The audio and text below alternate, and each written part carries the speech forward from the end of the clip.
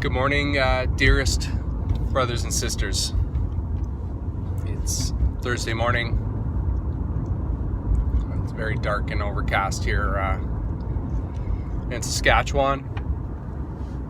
I pray you all had a blessed day and blessed evening.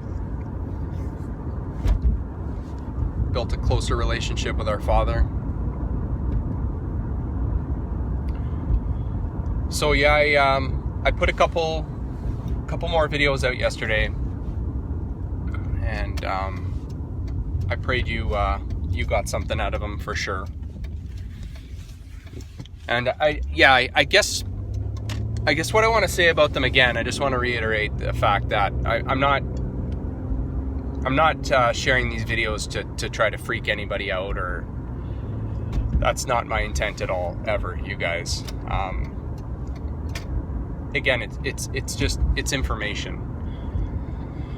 And it's one of those things too, if you're not comfortable with it, or you know it already, or whatever the case may be, if you choose you don't want to watch, that's awesome. You know what I mean? Again, this is all just for us to share as much as we can and discern anything we can from it.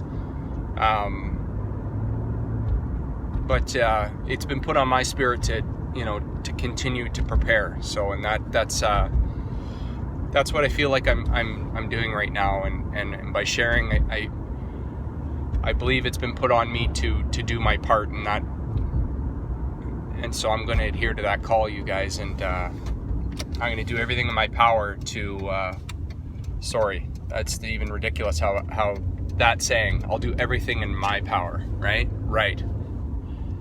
So it's amazing how we get accustomed to these sayings and these words, and the English language is a lot of it's trickery, you guys. It's witchcraft in itself. It really is. And if you know your history about the English language, it's created specifically for law is what it was, and it's was a governing language is what it is. And if you think about it, it's the one language that is used across the world as kind of that middle ground language.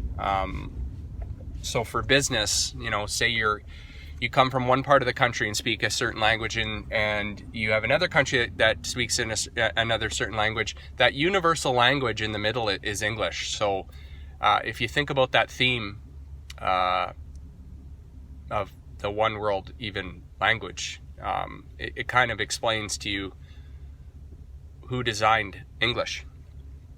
And again, do your research on this, you guys. I'm not just making this up right now, or it's not just coming to me right now. It's proven. If you look at a lot of English words and what they mean, it's crazy. Even spelling, you guys. Think of the word spelling. So you're spelling a word out, but what you're doing is you're putting a series of symbols together, which we don't even 100% understand what our alphabet really means, you guys. And I know that's out there, but think about it logically. Every letter in our alphabet, although we know it to be whatever it is or what we were told it to be, does not necessarily mean that those letters are what they are. And that they're not even necessarily letters, you guys. They're symbols. So when you're spelling something out with a pencil, with a wand, you're casting a spell. You're spelling it out, you guys. So there are countless examples like this in our language. And if you really sit and take a look at it, it's kind of mind-blowing. But back to the statement of about me having power. I have no power, you guys, and I don't want power. Again, I want to be the least. Father, humble me, take away my pride with every thought and every word that comes into me and out of me. And as the Bible states, it's not what goes into you, guys. It's what comes out of you, So that's where that free will choice comes in, to decide what comes out of you. And we've all said something and you're like, wow, I can't believe I just said that. Well, because you didn't. That wasn't you that just said that. The same goes when you're there really for a close friend or just somebody in need, and all of a sudden you just start, the most amazing message comes out of your mouth. And we've all done it. I know we've all done it. Where you've stepped back and went, wow, I can't believe I had that in me. Well, because that was the Holy Spirit. You just were witnessed. You just rode a shotgun to the Holy Spirit, giving a beautiful word to another fellow brother or sister that needed to hear it. So that being said, be that vessel, you guys. Be that temple. Be the ways and the means so that the Father can work through you at all times. And I encourage you, when you wake up in the morning, ask the Father, tell him, say, please use me today. Somehow, some way, that's all I want. I want you to be able to use this body, my mouth, my mind, whatever it needs, whatever you need. Please, I'm asking you to use me in any way that you possibly can use me. And then it goes the other way as well too, you guys. We have to rebuke that. So when we get those thoughts that haven't manifested into words yet, because we've had the restrainer to not allow it to come out of us, we still have to rebuke that thought, you guys, because it's a good temperature read on where our faith is at. The more and more I pray on this subject, the more and more it becomes clearer and clearer. It's like a scale. You've got our Father on one side and you've got the enemy on the other side. And depending on what you do in a day, what comes out of you, what choices, what free will choices you decide to make is where that scale decides to start tipping. And depending on what side you're on, that voice, that radio station becomes clearer and clearer to that one side, and that other side starts fading away. So think about how close you are with the Father right now, and the amount of opportunity that the other guy has to try to influence you. It becomes fewer and far between. Now he'll still, and that's the whole, he walks around like a roaring lion, waiting. He's just waiting for the right opportunity to try to pick you off at the right time, because he knows his opportunities are limited. So that's why it's important, you guys, to stay in the Word, to stay in prayer all the time. If you're constantly speaking to the Father all the time, that enemy has no opportunity to even attempt to want to try to sway you one way or another. But he will, you guys, and again, you have to understand that this is a part of it.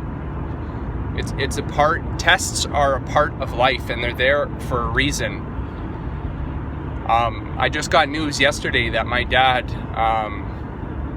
he's got stomach, lung, and lymphoma, which is not a good prognosis.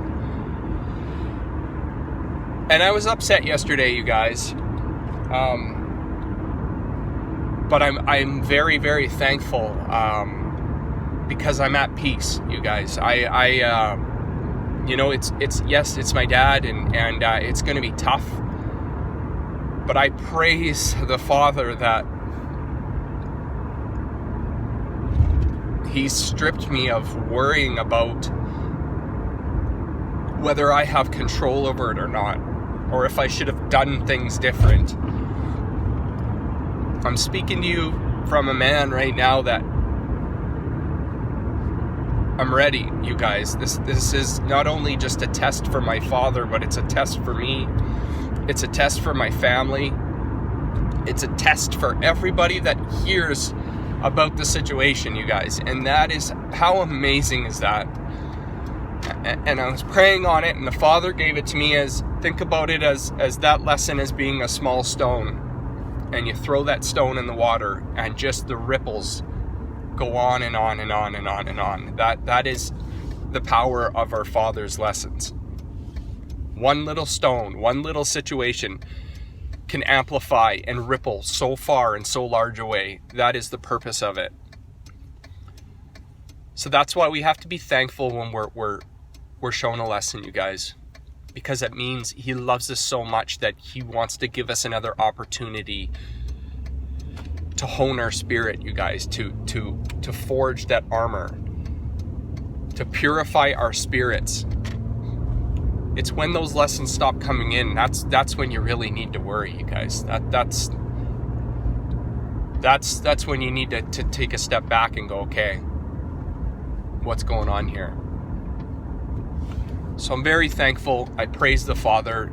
my dad's in my father's hands, always has been, as is yours, as is mine. And I'm just very thankful. My dad's had health complications, pretty much his whole entire life. He's had triple bypass surgery, open heart surgery. He's got diabetes, angina. His appendix burst on him. There's a lot of things that have happened to my dad. So as far as my dad being able to it's like he goes into a different mode when it comes to, health stuff and surgeries, which I am very thankful for. And I know what statistics say about the odds of what's happening right now, and I don't believe in statistics. Anytime somebody tries to put a number on something, like a death rate for a virus, again, it's information of what people want you to believe, to either scare you or sway you one way or another. And a statistic, if you think about it, takes away from the power and grace of our Father.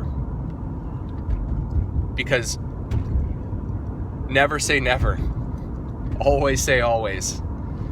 And my closest friend and I, we laugh about that, because anything is possible, you guys. And I mean anything. With faith, you have the ability to move mountains. So I'm calling on you today, my dear brothers and sisters. Say a quick prayer for my dad. His name is Cliff. And I know it's out of my hands, and I'm very thankful for that. Actually, when you finally get released from worrying about whether you actually have that pride of thinking that you can control anything, it is it's a releasing feeling, you guys. It truly is. You want to know freedom. The freedom is knowing that you've got a creator that wants to take the wheel for you, and that the other guy gives you the illusion that you have control. What do you think the biting of that apple was, you guys? Was the illusion. You'll know good and evil. You'll be like gods. You'll know good and evil. So you have this illusion of all this control, and that makes you feel like you are a god on earth. I don't want any of it. And I pray to the Father to strip me of that ego and that false sense of power that the enemy tries to put on me, because I don't want any of it. I want to be a vessel of the Father. I want for him to work through me every single day. I want just the opportunity to sit there and watch him work as he works through me and as he works through you guys. So I love you all dearly. I really do. Again, I encourage you to look at the timing of things, you guys. The lesson is one thing, and it's perfect and beautiful in itself, but it's the timing. It blows my mind just how the timing coincides with the lesson, and just it's an added way for our Father to show you, I am here, you guys. I'm here. I'm with you every second of every day. I'm sitting right beside you. I am inside of you. So I pray you're having a blessed day. For the next week, I'm going home, you guys. I'm actually leaving tomorrow. So you won't see a lot of videos, mirroring videos, because I won't have my laptop with me. I will try to do a couple of these while I'm out there just to say hi. Again, I appreciate all of you being here. I love you dearly. Yeah, I can't express in words what you all mean to me and this whole thing. And again, the timing of it all is just perfect. So Father willing, I will definitely do another one of these. And I pray you're all having a blessed day. Take care.